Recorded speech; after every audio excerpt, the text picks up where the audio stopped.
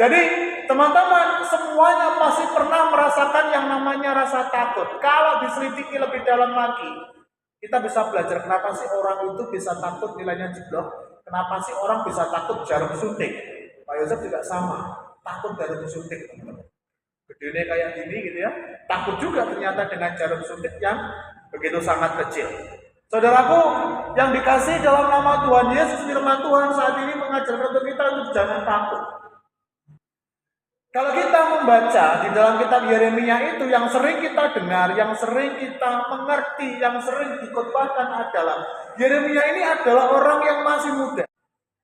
Nah, pada saat ini kita belajar sebagai generasi muda, sebagai generasi milenial, yang saat ini terjadi adalah kita nggak boleh takut lagi. Kita nggak boleh takut lagi dalam hal apa, teman-teman? Dalam hal ketika kita pelayanan. Apa yang menjadi ketakutan di dalam diri kita? Apa yang menjadi ketakutan ketika kita melayani Tuhan? Nah, ini menjadi tugas pokok kita. Kenapa kok kita nggak boleh nervous? Kenapa kita nggak boleh takut? Kenapa ketika kita melayani Tuhan harus enjoy, harus happy? Kita baca lagi ayatnya, teman-teman.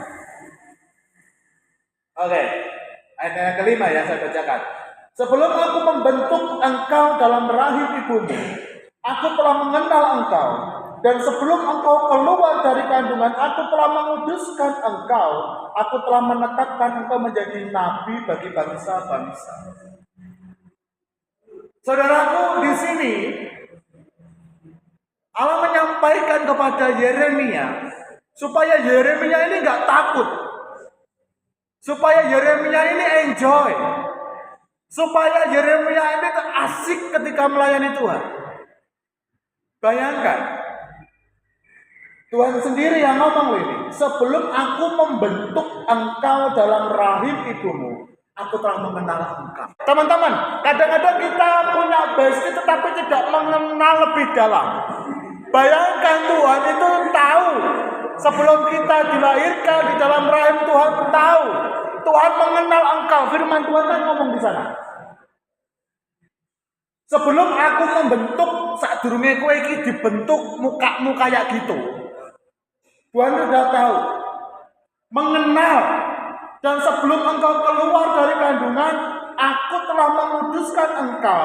Aku telah menetapkan engkau menjadi nabi bagi bangsa-bangsa. Saudaraku, jadi di sini yang ingin saya sampaikan adalah sebenarnya Tuhan itu sudah menunjuk teman-teman, menunjuk saya yang sudah mengenal kita semuanya.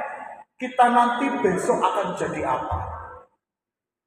Bahkan kita saat ini nggak tahu, mungkin seumuran teman-teman saya nggak pernah punya pikiran untuk bisa menjadi seorang pelayan. Seumuran teman-teman saya bisa tertawa ke sana ke sini. Oke, nanti dulu. Oke ya. Jadi seusia teman-teman saya nggak punya pikiran untuk bisa di dalam gereja melayani generasi muda, bertemu dengan banyak orang. Saya nggak pernah tahu itu.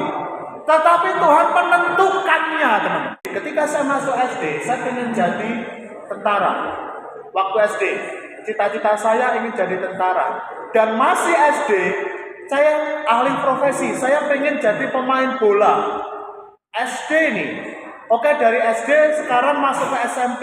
Dari SMP, wah saya melihat kakak-kakak tingkat saya pandai bermain bola basket. Saya pengen cita-citanya menjadi pemain basket. Wih, berubah lagi. Oke, pertengahan di SMP itu kayaknya bukan basicnya di basket deh. Oke, saya kok kembali lagi pengen jadi tentara lagi. Balik yang ketiga. Masuk ke SMA, cita-citanya berubah lagi. Karena komunitas saya adalah komunitas pemain futsal. Saya pengen ikut futsal. Di tengah-tengah SMK lagi berubah lagi. Wah, kayaknya jadi pendaki enak ya gitu ya. Saya ikut ekskul pendaki. Bayangkan 6. Dan tidak ada di antara 1 sampai 6 ini untuk saya bercita-cita untuk menjadi seorang pelayan. Tidak ada. Dan ketika Tuhan jawab itu di masa-masa kegelisahan saya, Tuhan tentukan, iki loh, ditarik ini, iki loh. Tuhan mungkin di sini talenta. Saudaraku mulai mantap ya dari sini ya. Sebenarnya kalau kita berandai-andai, kita bermimpi, semuanya boleh. Tetapi nanti endingnya di tangannya Tuhan. Tuhan mau tahu engkau profesimu apa. Maka dari itu kita nggak perlu takut lagi ke Tuhan. Kita nggak perlu lagi canggung dalam melayani Tuhan. Jadi teman-teman jangan pernah takut tentang apa? Tentang masa depanmu. Jangan pernah takut tentang masa depanmu nanti. Bahkan ketika kita melayani Tuhan, yuk kita lepas melayani Tuhan. Jangan sampai kita terbelenggu, wah saya nggak enak ya, wah di sana ada Pak Yosef, wah di sana ada orang yang mungkin, wah ini gimana ya penampilanku sudah oke belum ya? No, tidak. Bukan itu yang Tuhan mau. Yang Tuhan mau adalah ketika kita mau melayani Dia dengan setiap kerendahan hati kita dan kita bawa kepada Tuhan. Kalau sudah kita sungguh-sungguh melayani Tuhan, menyerahkan diri kita kepada Tuhan, jangan pernah takut dengan masa depannya. Teman-teman harus mengimani bahwa di tangan kita ini masa depan yang cerah itu sudah kita genggam. Dan tinggal kita buka nanti. Dan tunggu kado dari Tuhan. Oh Tuhan ternyata kadonya seperti ini. Tuhan izinkan saya bisa sampai ke tahap ini, ke titik ini. Itu karena kekurangan Tuhan. Siapa yang saat ini masih takut? Jangan takut lagi teman-teman. Tetapi ingat, sebelum teman-teman lahir, sebelum teman-teman dibentuk, Allah mengenal teman-teman. Jadi teman-teman harus tetap siap dalam segala hal, dalam melayani, dalam kehidupan nanti di luar, berasa kehidupan. Teman-teman harus kuat untuk menghadapi itu semuanya. Baik, amin teman-teman. Dan firman Tuhan yang singkat ini bisa memberkati kita semuanya dan mari kita berdoa.